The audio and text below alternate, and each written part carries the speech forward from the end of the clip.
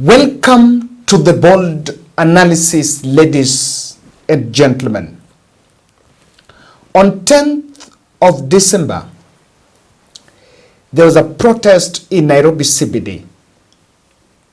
But why was Kenya Kwanza terrified about the events that happened in Nairobi CBD on Tuesday? And was it really necessary to tear gas women who are only protesting, or rather enlightening the community, rather society, about the need to end femicide? And of course, in this podcast, I'm going to look at 5 scenes or 5 factors why William Ruto's security team got scared about what was actually happening in CBD. And of course, the events of Tuesday protest is an alert to the state that while we ended the Gen Z protest, we actually suppressed it by the broad-based, bread-based arrangement, and now even bringing Uhuru Kenyatta in the fold. The population this time round is not easily manageable. And what we have is a restless population that just needs a trigger. I wish the president's advisors might take time and review the events of CBD. Look at some of these things I want to show in this podcast so that they can really make an informed opinion on the state of the nation. I was so privy to this because we were able really to get what the organizers were intending to do. They actually notified the police as per the law on the areas where they were going to protest, including a memorandum to the judiciary, because this was part of, judiciary is part of stakeholders in the fight to end feminism. This was, and of course, the protest End Feminism in Nairobi was part of 16 days of activism. Remember, even the state supported this kitty. President announced in State House some 100 million to go towards this process. On the availability of safe spaces where victims can seek refuge, toll-free hotlines such as GBV 1195, Child Help 116, and the DCI anonymous reporting number 0800-722-203, and the counseling services in order to provide victims with the support they need to find protection. And we are committing Kenya shillings 100 million for the Safe Home, Safe Spaces campaign and for the next 16 days of activism. And these women leaders will lead the way in making sure that our girls, our women, are made aware of the dangers they face. And some bad whispered this to me and saying that the moment Ruto injected money there, the reason why he injected that money is because the state wanted to have a bit of the control on that campaign, because they knew that apart from the other stakeholder meetings and the other activities, it will end up in some sort of protest to protest about all this. And they really wanted to have a hand in it because of events that happened in this country some few months ago. So this was part of injecting that kit, was part of an effort to, to have a hand on what exactly the campaigners, the organizers were doing. So what happened on Tuesday? These photos emerged, and these were the photos of people who are running their businesses in town along Kenyatta Avenue, closing up, of course, closing their shops, and the streets were bulging. bulging with women and the young girls in the street that were taking the front row, demanding answers from the state. But of course, that it would take its fate, it was not a women affair. Not only women were in town. There are so many other young people, men that were in town that now joined this protest. And now, these scenes did not sit well with the state. And from this point, the police were dispatched in town. Now, I would want to look at this. This is the scene when these young people actually camped outside Supreme Court. And I think the state realized, okay, this group could be heading to parliament. But I don't think it will get to there. To the best of my knowledge, there was nothing like parliament. Remember, parliament is actually on recess, if I'm not wrong. Yes, parliament is on recess, so no one is in parliament. But there was a lot of fear around this protest. So I want us to look at these 5 interesting scenes. Some 5 observations that we made from that protest and why the state really got itself shaken. Kindly subscribe to our channel, click the notification bell and like our videos.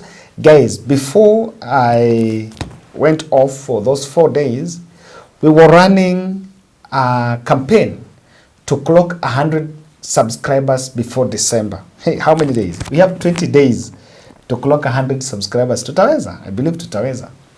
So as we talk now, we have, let me just check, we have 94,800. So tumebakisha, how much?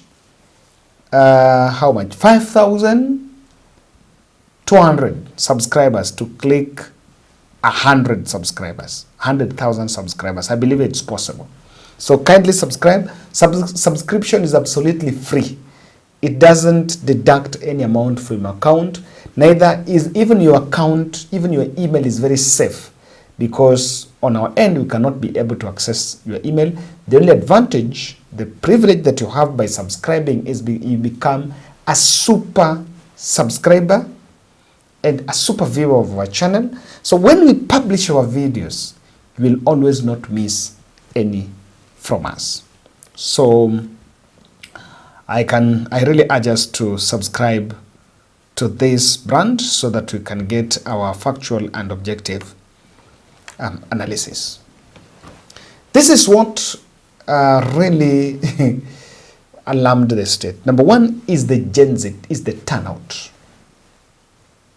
Now I can look at, I've sampled these videos and online, and those who are interested, I can show some of these videos.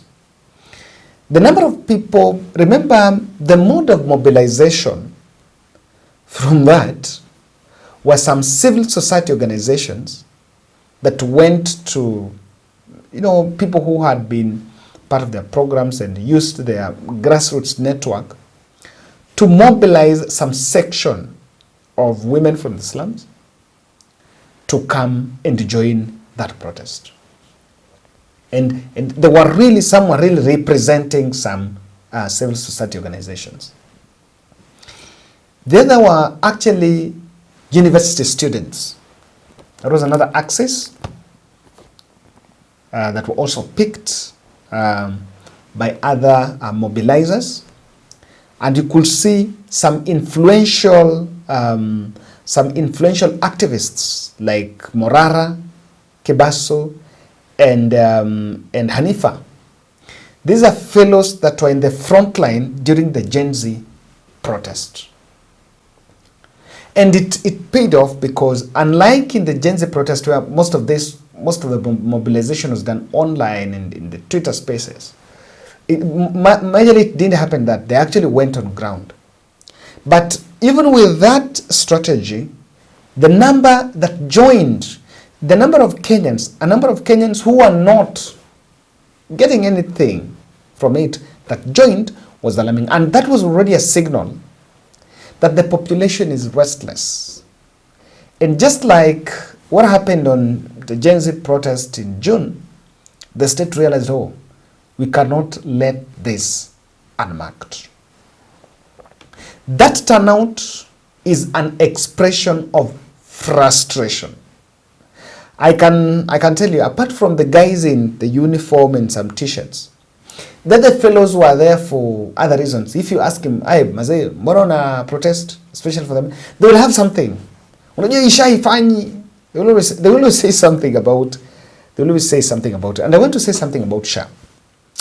Over the weekend, not over the weekend, yes, just last week I was somewhere in South Nyanza, Kosango, huko. And I realized something. It is high time that I think it is high time that we really become very objective, especially the fellows down there. The kind of messaging going about SHA by the local leaders and the church leaders. You know, I saw someone saying that usichukue SHA kwa sababu we omba Mungu and SHA or God, and I was like, wow, I think we really need to educate members of public about this. Okay, that was not part of this analysis. Second observation that I wanted to put here, why the state found themselves, I can say they were in panic. The reckless arrests by the police. I call them reckless. Look at this video.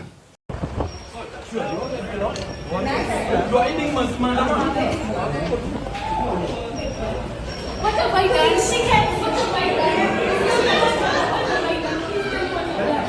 Tell me what I've done. Tell me what I've done. No, I have a right to know why I'm being held. I have a right to know why I'm being held. Tell me what I've done. My camera. Tell me what I've done, madam. You cannot arrest me. It's human rights day. You're violating my human rights. I have a right to know why I'm being arrested. I have a right to know why I'm being arrested, madam. Tell me what I have done. It's human rights day. This is against my human rights. You are protecting a bad government that's killing women every day. Women being killed is putting me in this car, not telling me why. And because I was here protesting about women being killed. What's her name? No. What's your name? My name is Gloria. We found out I am being held here against my will and without being told why. You know, it's already wale wamama wanafaitia women right. It is very ironical that the policewoman, the gender of the police who is arresting that is a woman. And of course, she's trying to ask, what have I done? So there was just arrest. And in fact, I looked at this video and I realized, alienda katolewa akiwa ndani from a building. That to my end looks like just profiling. Profiling some protesters. The moment we start profiling protesters, it actually extends to human rights violation. Of course, I like the way she was brave. She was asking questions. Why am I being arrested? Where are you taking me? And these are things that are very alarming, because during the Gen Z protest, that is how people disappeared. That is how fellows were being arrested and being bungled in police cars and marked vehicles. And the next day, the parents are just looking for them, the morgues, and cannot find them. So I realized that the police was in some kind of, the security agents were in some kind of panic. I think that panic was unnecessary, because those women are a bit more organized. They're very organized.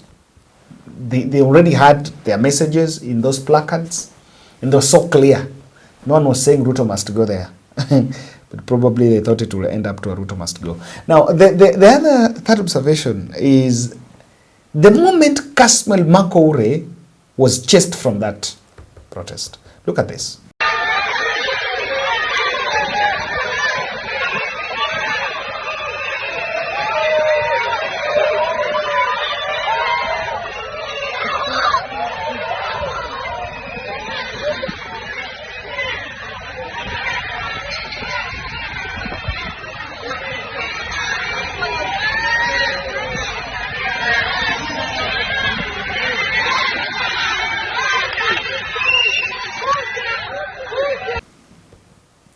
The ones chasing Kasmuel Makoure are not those bad boys, the fellows that normally see in the program wanataka na kumpiga. No, those were the ladies. Kasmuel Makoure is the face of a Gen Z who joined the political elites. Kasmuel Makoure, just a few months ago, was a darling to young people in this country. He chose to join ODM party. He was appointed there as ODM youth lead. I may be wrong, but probably from other strategic points, he could have been sent there to test the waters. Because amongst some of those fellows that had joined this side, that had left Gen Z and joined government, he was the only one who was sent there. I didn't see Gausho there. He was the one who was sent there, and probably was sent to test the waters, and by that time state wanted to know what exactly is their perception. Wanaongelea hii mambo ya femicide kwanza ama mkikuona pia you join, and they refused.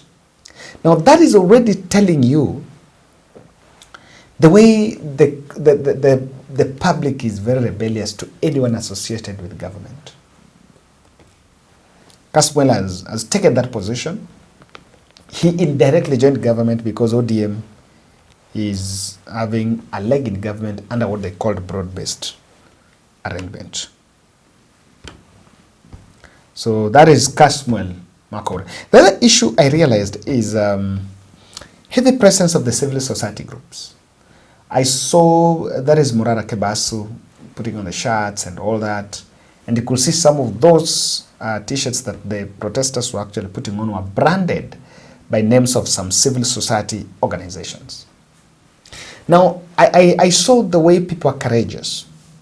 You know, a few months ago, just after the Gen Z protest, somewhere in August, no one would even dare get to the street to protest. Kwa sababu, ukiona the scenes, oh, so and so, you know, that classmate is not there, this one was arrested, this one is here. So people really feared. But if you look at the way the young people turned out for that protest, it's telling that probably they're not so much suppressed by what exactly happened. Now, what did the state do? The state did three things. These are the three things that they did. Number one is the boycott by women leaders countrywide. By the way, the protests were not just supposed to be in Nairobi only. They were held in Nairobi, Kilifi, some of these major towns, Kilifi, Kisumu, Nakuru, and other areas. Now, from what I gathered, what I had gathered as early as yesterday, is even in Nairobi, there were a clique of women leaders that were supposed to join. Clique of quite several of them that were supposed to join, including the women rep, who has been vocal. And remember, these are the people that even went to State House to collect the 100 million from President Ruto. There was a time they met President Ruto on this. President Ruto committed some cash, some 100 million to this. So they were pulled out because in any case they would go bad, they will blow, they will bulge and then turn out to be something else. They will not be able to carry the blame and they will come out to condemn. I think there was already a fear of it being infiltrated, or of the issue of infiltration. The other issue they did is the media coverage. I think the media coverage to my end was suppressed. They did not take, I've only seen some few hashtags in the social media, but really in ground, there's not much. And I think mobilizing the women from special identifiable groups and all those who were there, quite a number of the ones that were in the front line were putting on the shirts that are identifiable. Now that was already profiling those protests. They were already pre-profiled so that it will be easy to separate between who is a protester na nani ameweza kuinfiltrate. Ladies and gentlemen, that is my take. Let's meet in the next.